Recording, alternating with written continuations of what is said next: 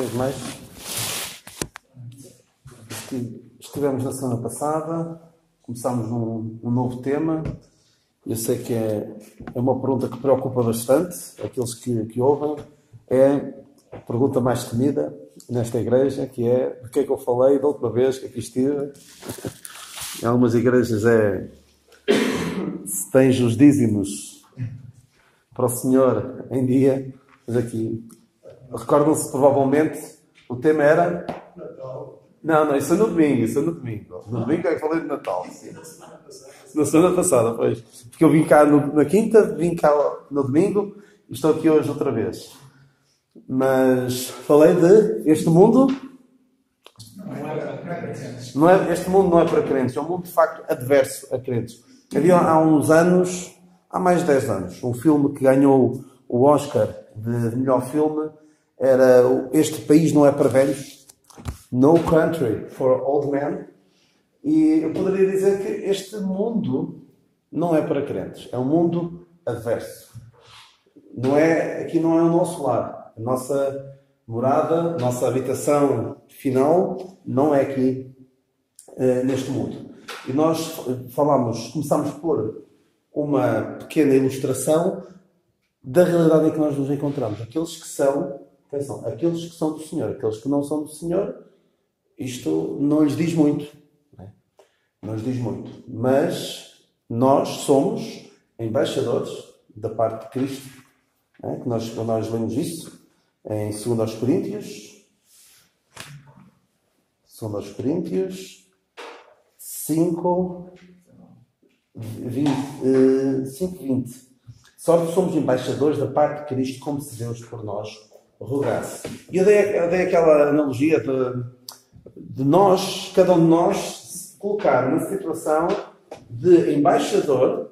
Eu vou aqui falar de 2 países para nos situarmos melhor, para conseguirmos concretizar melhor esta ilustração. Imaginem-se como embaixadores de Portugal nos Estados Unidos e, enquanto vocês são embaixadores de Portugal nos Estados Unidos, o Presidente dos Estados Unidos decide declarar guerra a Portugal.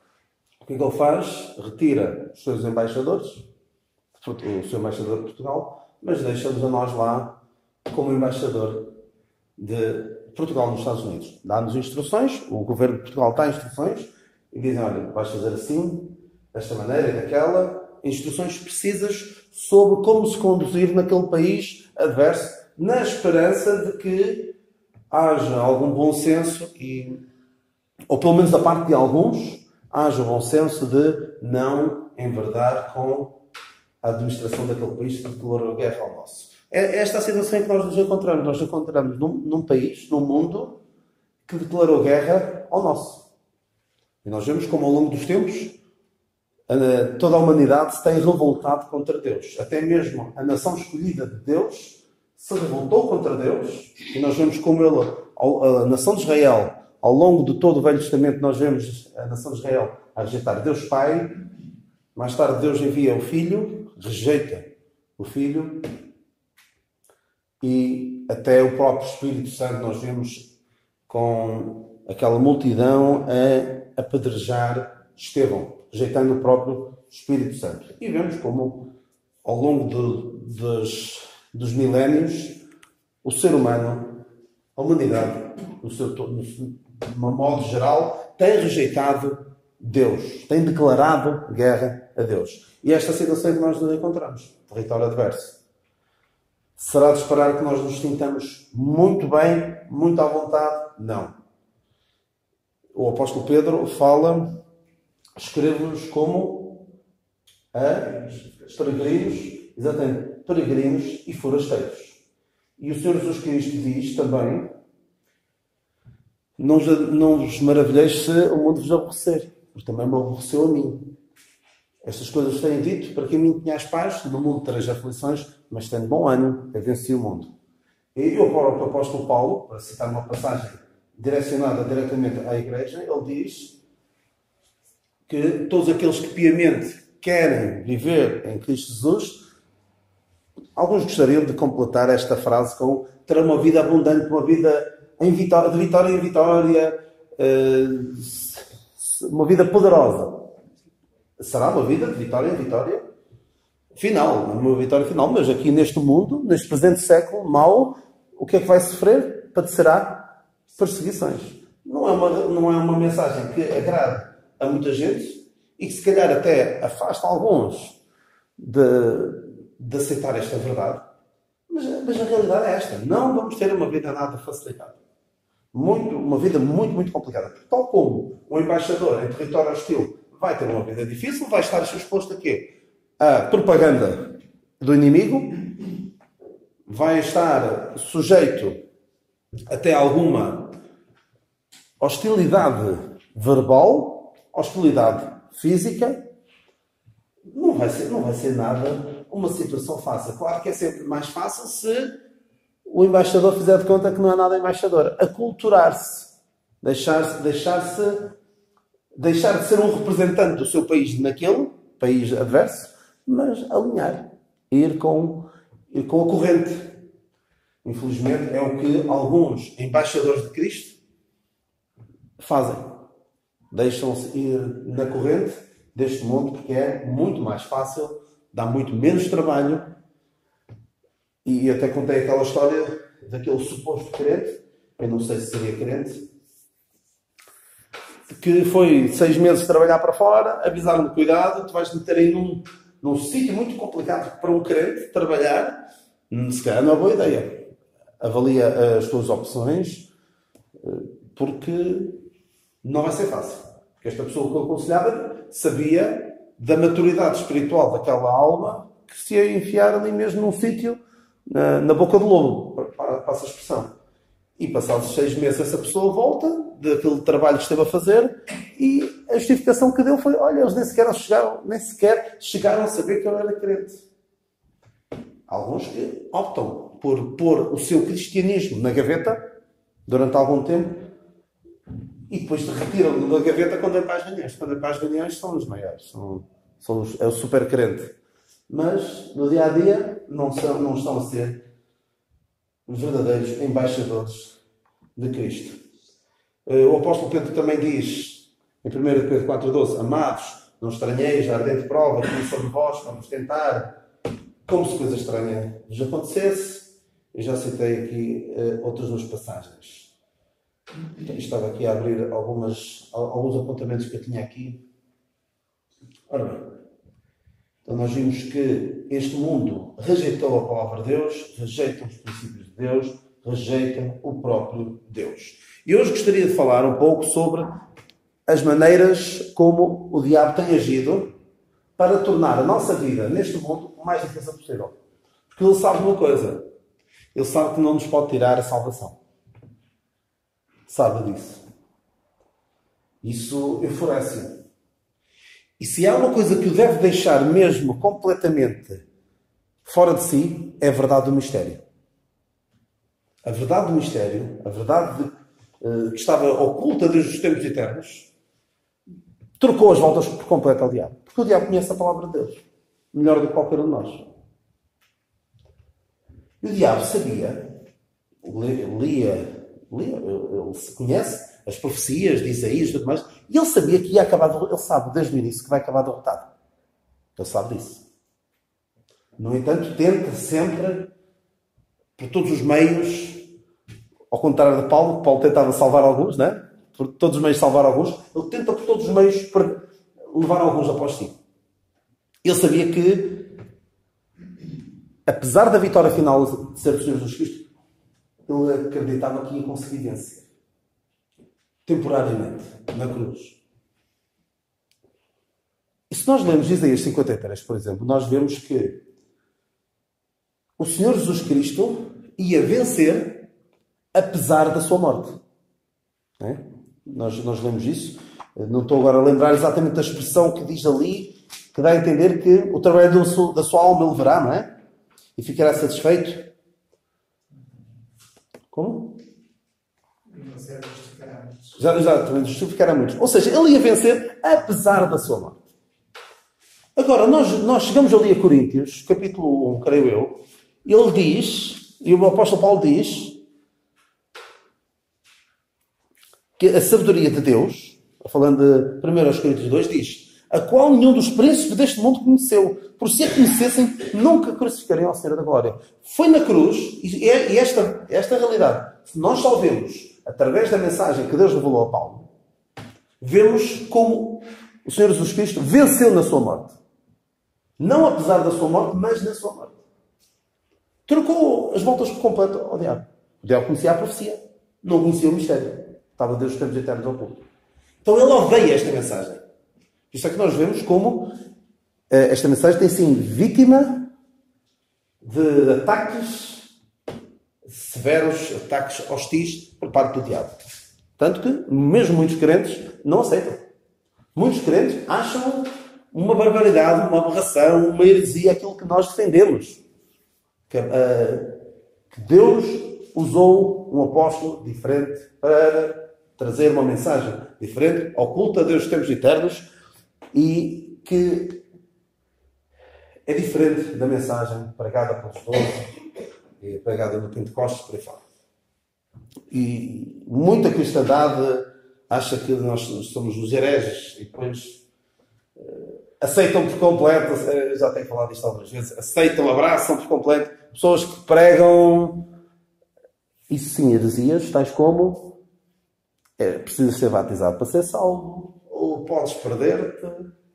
A salvação não é uma vez salvo para sempre. Há pessoas que aceitam estas heresias e não aceitam aquilo que nós defendemos. Mas não é por aí que eu quero ir hoje, mas infelizmente é uma das formas que o diabo também tem usado para se opor à verdade do Evangelho. Mas o diabo odeia a mensagem do Evangelho. Por cada alma que se salva, ele fica certamente muito incomodado. Então ele tenta fazer tudo por tudo para anular a eficácia do nosso ministério. Anular a eficácia da nossa atitude enquanto embaixadores. Então o que é que ele tem feito ao longo dos tempos? Nós vemos, já no tempo de Paulo, era feroz a perseguição aos crentes. Até antes de Paulo. Vemos como Herodes mandou decapitar Tiago, mandou prender Pedro, e fez muito mal João Batista, e por aí fora. Mas do tempo de Nero, diz a história, e aqui nós estamos a entrar num terreno que não é a palavra de Deus, mas cremos basicamente nestes factos que são atestados pela história, de que Nero foi um perseguidor dos crentes, ouvimos falar dos crentes serem o quê? Lançados às feras, despedaçados enquanto cantavam a Deus e oravam. E atenção, há aqui um pequeno pormenor bastante interessante. Imaginem alguns crentes destes que foram martirizados, não negaram o seu Senhor e por causa disso foram entregues às feras. Imaginem que algum deles pensava assim: o nosso Deus vai livrar-nos, tal como livrou Daniel da boca do leão. Deus vai livrar-nos. Nada garantia isso. Nada garantia. Mas imagina que eles iam convictos disso. Não há promessa de que os livrasse. Mesmo os próprios amigos de Daniel, o que é que disseram ao rei Nabucodonosor? Deus é poderoso para nos livrar. E nós não vamos ceder. Fica sabendo ao rei que nós não vamos ceder. E se não? Como é que eles dizem? O nosso Deus é poderoso para nos livrar. E se não, fica sabendo ao rei que não vamos adorar a tua estátua. Mas se havia ali alguém que pensava que Deus ia agir da mesma maneira que agiu outrora, em situações muito específicas, muito pontuais, certamente foram decepcionados. Então, os crentes eram lançados às feras. O apóstolo Paulo fala aos hebreus de serem expoliados dos seus bens, ficaram sem nada, tanto que depois era preciso fazer coletas até para ajudar os crentes pobres de Jerusalém. Fala-se, isto era uma prática mesmo completamente hedionda, sem nome mesmo, que mergulhavam os corpos ou ainda vivos dos crentes em uma substância combustível e faziam de tochas humanas. Como quer dizer o quê? Querem as outras pessoas que viam, querem mesmo o fim. E mesmo as crucificações, creio eu, tanto quanto ouço dizer, era uma prática mais ou menos comum naquele tempo, até para que quem visse pensasse duas vezes antes de desafiar a ordem do Império Romano. Conta-se também que o incêndio de Roma, que foi uma forma do Imperador Nero desviar as atenções que poderiam recair sobre si para culpar os crentes, e há até aquela imagem que se costuma ver às vezes de Nero a tocar a sua lira enquanto via Roma incendiar, e depois terá culpado os cristãos. Claro que aqui há algumas são histórias apenas, ou não sei se é história mesmo, mas há estes relatos. E consta-se também que mandou executar Paulo. Sabemos que ele foi executado, penso eu, às mãos de Nero. Ora bem, tivemos estas coisas horríveis, não é? Podemos pensar, a Igreja no final do primeiro século já não existia. Com uma perseguição tão feroz, não havia maneira de aguentar. No entanto, o que é que aconteceu? Apesar desta perseguição feroz, desta maneira hostil do diabo em perseguir a Igreja, o que aconteceu à Igreja? O que aconteceu? Acabou? Na altura? Não. Prosperou. Um pouco como aconteceu com a nação de Israel. Alguém se lembra? A dada altura, a nação de Israel foi afligida. E o que aconteceu a Israel? Quanto mais o afligiam, tanto mais crescia e se multiplicava. A nação de Israel no Egito. A nação de Israel no Egito, lemos isso em Êxodo 1:12, que quanto mais afligiam, tanto mais se multiplicava e tanto mais crescia. Até se costuma dizer que o sangue dos mártires, sabem o resto da frase? O sangue dos mártires é a semente da Igreja. E é extraordinário que esta perseguição não destruiu a Igreja. Os crentes continuavam a reunir-se onde? Muitas vezes em Roma, nas catacumbas, uma igreja clandestina. E sabem o que é que acontecia? Quem é que se juntava aos crentes? Acham que há algum que por vezes acontece, o tempo depois vem a mostrar que não são crentes, são aderentes ou querentes, pessoas que não creem, mas querem alguma coisa, querem ver o que é que pode resultar para mim de vir aqui para a igreja. Acham que alguém se ia juntar a estes crentes? Sujeito a ser morto se não fosse um verdadeiro crente. Ou seja, esta perseguição funcionava quase como um crivo. Não passava qualquer um. Quem é que estaria disposto a dar a sua vida, a perder tudo quanto tinha por algo em que não acreditava verdadeiramente? Por isso é que a igreja prosperava, porque não havia lá infiltrados, não havia curiosos. Infelizmente, nós já vamos ver outra estratégia do diabo que desvirtuou por completo este princípio de crivo. Não é qualquer um que adere, que se junta aos crentes. E sabe uma coisa? Também aconteceu em tempos, ouço falar, alguns irmãos mais velhos poderão lembrar-se dos primeiros tempos, das primeiras igrejas aqui em Portugal. Também havia muita perseguição aos crentes. Não sei se aqui alguém se lembra de multidões se juntarem às portas a protestar e a tirar coisas. O irmão Sobral chegou a ser preso. Houve uma certa perseguição. No entanto, os crentes pagavam o preço, faziam tudo por tudo para estarem presentes nos cultos, para estarem com os outros crentes. Provavelmente já ouviram histórias de irmãos nossos que iam pregar de bicicleta longe.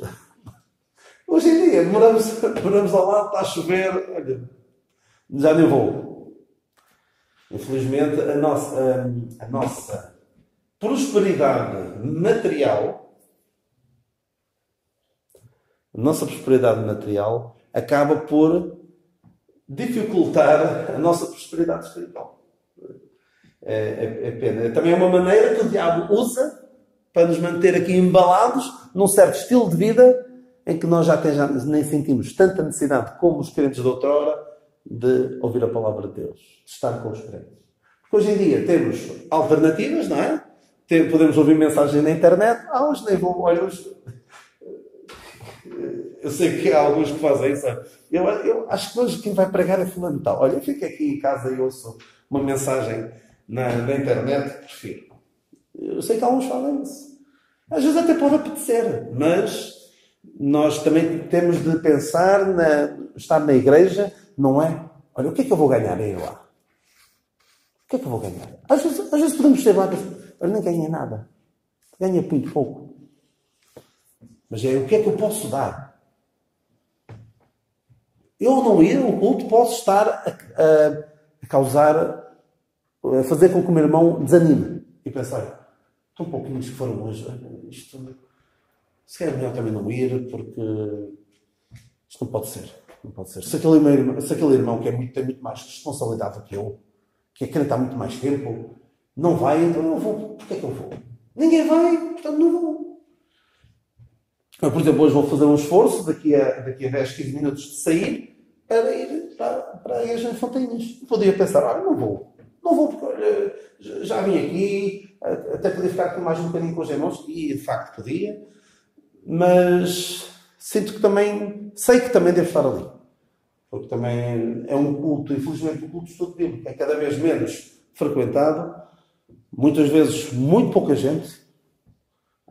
Na semana passada, por exemplo, não é confidência nenhuma, estavam lá menos pessoas do que aqui. E aqui até estavam pouquinhos. Lembram-se? Na semana passada estávamos 6, 7 e lá também. Uma igreja que poderia e deveria ter muito mais gente. Só que as pessoas acomodam-se. Agora esta altura de Natal, tem coisas para fazer. Mas para trabalhar nunca ou dificilmente faltamos por causa de qualquer dificuldade. Ou seja, a nossa prosperidade material, a nossa vida facilitada, dificulta muitas vezes. Vocês talvez nem tanto, mas quando havia as gigantes de Irmão Sobral, alguns terão ido, mas alguns vinham de comboio, não era? Vinham de São João Madeira, de comboio, por aí fora, por aí acima, e não era fácil.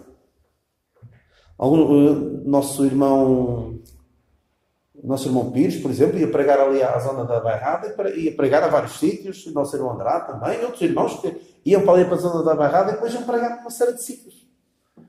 E depois as viagens de comboio, o Rui também já deve ter ouvido o Montel já contar histórias de há 50 anos ou mais, que não era fácil, mas os crentes davam um litro, faziam o mais que podiam. Ou seja, uma estratégia que o diabo também tem usado, já não é a perseguição feroz, como no tempo dos primeiros séculos, mas é aqui um certo adormecimento, uma certa prosperidade material que inviabiliza não, nos pode levar a não ter a mesma prosperidade espiritual. Ora bem, séculos mais tarde, eu não sei se alguém quer dizer alguma coisa, rapidamente, algum pensamento? Não? Ok. Se alguém quiser alguma coisa, ponham o braço no ar e eu posso dar-vos a vez para dizer algo. Séculos mais tarde, estes cristãos que foram perseguidos, pareceu que foi uma bênção vinda dos céus, que foi a de que um imperador deixou que os cristãos pudessem celebrar o seu Deus. Ou seja, legalizou o cristianismo. Alguém sabe quem foi o imperador? O Constantino. O imperador Constantino legalizou o cristianismo. E outro, penso que foi o Teodósio, o imperador mais tarde, que tornou o cristianismo a religião oficial do Império. Isto agora é que o cristianismo vai mais longe. Mas não. Porque o que é que eu falei disso até no domingo, quando falei da questão do Natal? O facto de nós celebrarmos agora o Natal, nesta altura, eu até vos disse que quase certeza, o Senhor Jesus Cristo não nasceu no dia 25 de dezembro, nem nesta altura do ano. Na altura nem sequer havia os meses que há agora, não é? Porque os meses até têm algumas Há uma ligação aos imperadores, não é? O Júlio, o Augustus, e depois é o setembro, outubro, é o mês 7, o mês 8, o mês 9. Há uma explicação para o porquê dos meses serem assim. Na altura os meses não se contavam assim. Mas com a certeza que Jesus Cristo não nasceu nesta altura. Nós até vimos que provavelmente terá sido em setembro, ou início de outubro. E com base na palavra de Deus, não é só porque alguém se lembrou, olha, vai ser neste dia a partir de agora. O que é que eles fizeram? Pegaram em festas pagãs que havia na altura, temos de fazer com que esta gente também se sinta parte desta religião. Então, cristianizaram algumas festas pagãs, acabaram por paganizar o cristianismo.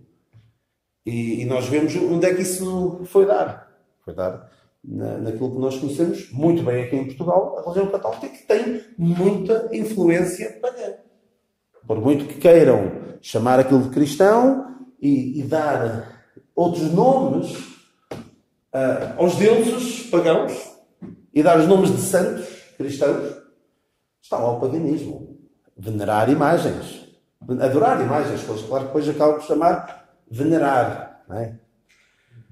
Muito, muito complicado. Ou seja, o que é que aconteceu? A religião oficial do rei, do império, era o cristianismo.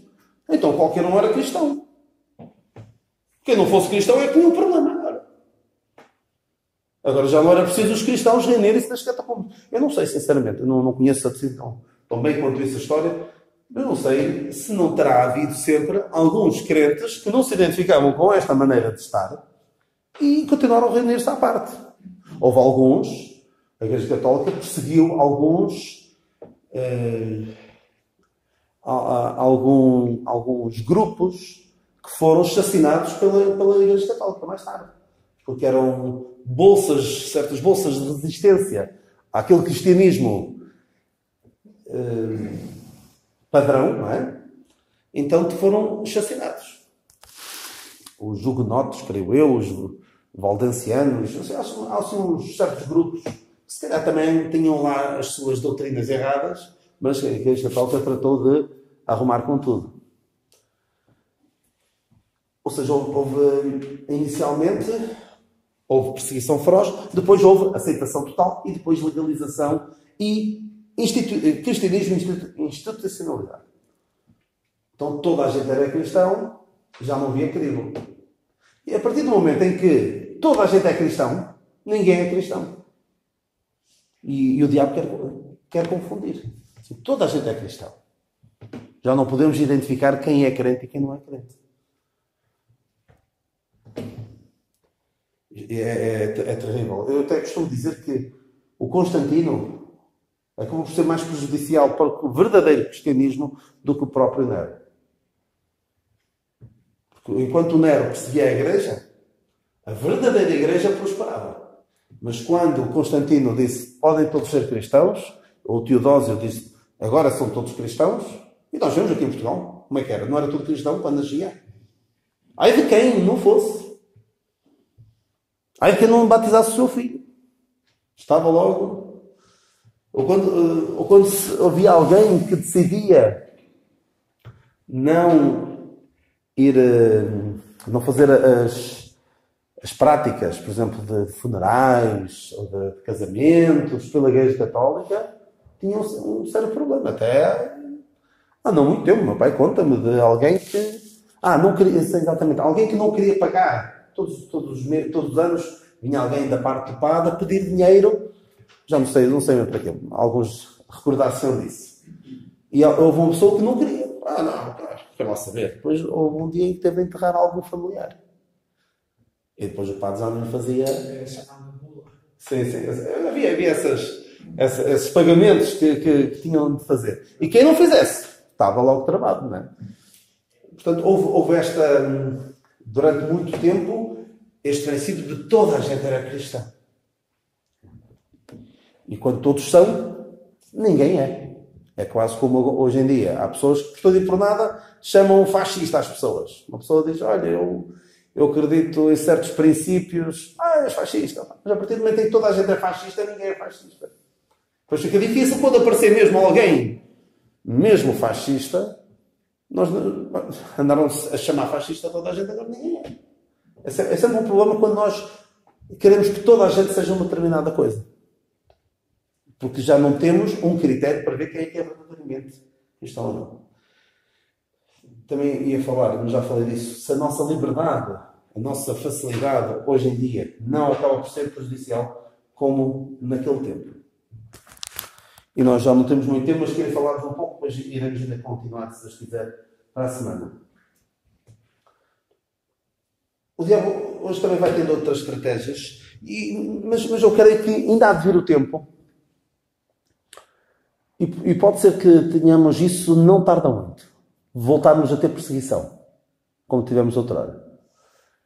Porque as coisas estão a tomar uma dimensão tal que quem quer defender o que a palavra de Deus ensina pode vir a ter problemas.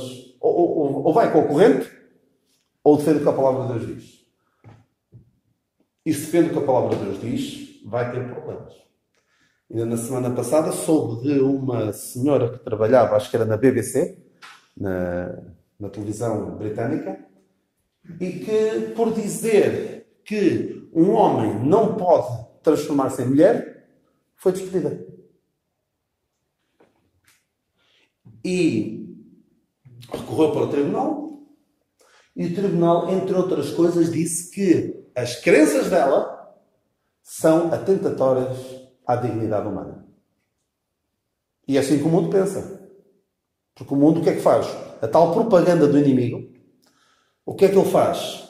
Bombardeia-nos com casos dramáticos, com pessoas que são discriminadas, que são despedidas, que são isto, que são aquilo, e começamos, até nós crentes, cuidado em estarem demasiado tempo em frente a uma televisão passa a expressão, a papar a propaganda do inimigo.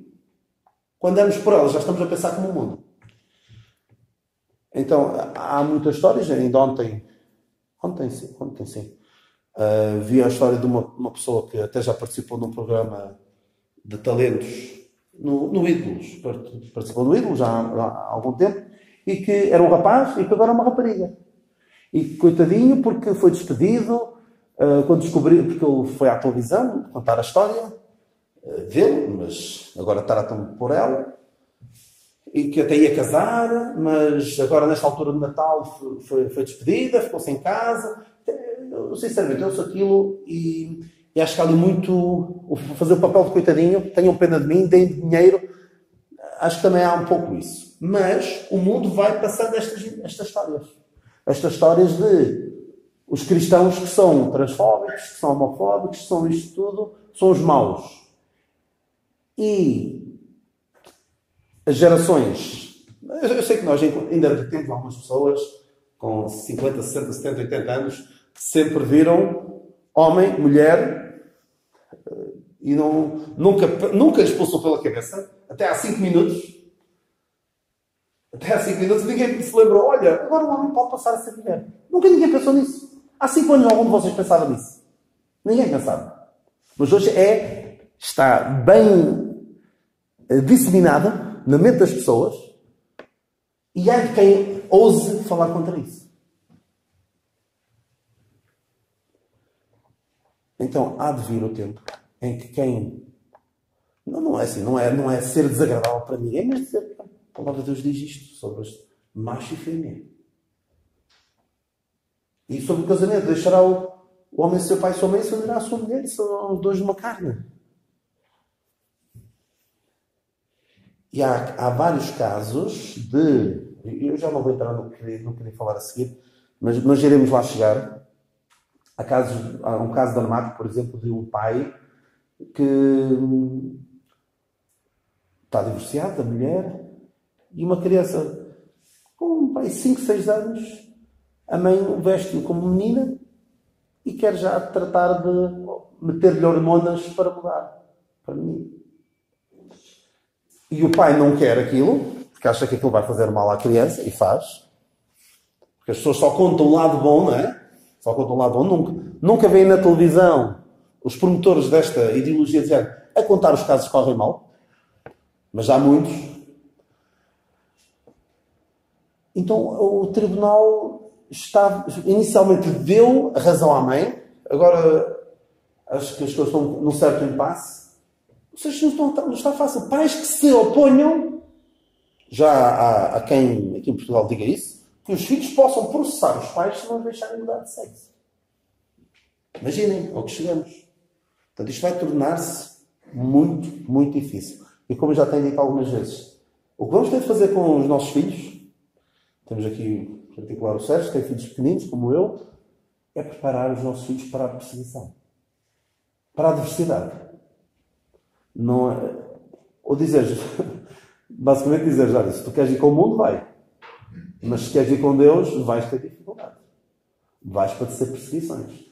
O problema, o nosso problema, se calhar, é que não lemos bem o que a palavra de Deus diz. Se alguém piamente quer viver em Cristo Jesus, padecerá perseguições. E se calhar, se nós não padecemos perseguições, quando é perseguições, não é necessariamente andar a fugir com medo de ser morto.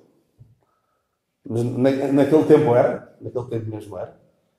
Alguns terão morrido por tentar ajudar Paulo. Até vos falei, não falei ainda, tenho de falar numa próxima, de Onesíforo. Ainda falei-vos de alguns crentes, mas hei de falar de Onesíforo. Um crente que provavelmente até foi morto, ou acabou morto, por causa de cooperar com Paulo. Hoje em dia nós não teremos isso. Mas se a nossa vida é tranquilíssima, não temos nenhuma chatice com o mundo, alguma coisa está estranha. Alguma coisa estranha. Não estou a dizer que necessariamente vamos ter problemas, arranjar problemas com os outros, sermos conflituosos, nada disso. O próprio apóstolo Pedro diz que, agora não tenho essa passagem bem presente, mas ele diz, se vocês padecer, ninguém padeça por ser... Exato. Eu tenho essa passagem, eu sei qual é a passagem, mas, por exemplo, há uma passagem muito interessante que é: eles acham estranho não correres com eles no mesmo desenfreamento e dissolução blasfemante de vós. 4.15. Que nenhum de vós padeça como homicida, ou ladrão, ou malfeitor, ou como que se intermete em negócios alheios. Ou seja, se falarem mal de nós, que não seja por maus motivos. Mas padece como cristão, não se envergonhe, antes glorifique a Deus nesta parte. Agora, se nós fizermos como aquele crente, não sei se era crente, que estava super bem no meio dos crentes blasfemos e com as vidas dissolutas, algo de estranho se passa connosco. O justo Ló afligia a sua alma todos os dias. No entanto, estava lá à porta da cidade, que já tinha uma certa posição de destaque. Não estava assim tão mal quanto isso. Portanto, que Deus nos livre de sermos embaixadores que se deixam adormecer no seu posto. Portanto, se deixar adormecer no seu posto, vai ter problemas e vai ser castigado, certamente. Mas fiquemos aqui com estes alertas. O diabo, de facto, está muito indignado, muito chateado, irado, por saber que no final vai ter a derrota e vai tentar dificultar-nos a vida. E vai dificultando a vida de maneiras diferentes ao longo dos tempos. Tal como Deus, ao longo dos tempos, tem agido de maneira diferente como o homem, o diabo também, dependendo das alturas, vai usando maneiras diferentes. Ultimamente tem sido deixar-nos adormecer nesta ramo, nesta vida que nós até podemos dizer, uma vida tranquila e sossegada, que é o que nós devemos esperar. Mas se nós queremos viver piamente em Cristo, vamos ter dificuldades. Alguém quer dizer alguma coisa? Se não, ficamos por aqui e falamos para a semana mais um pouco. Não é? Sim? Então, graças a Deus e querendo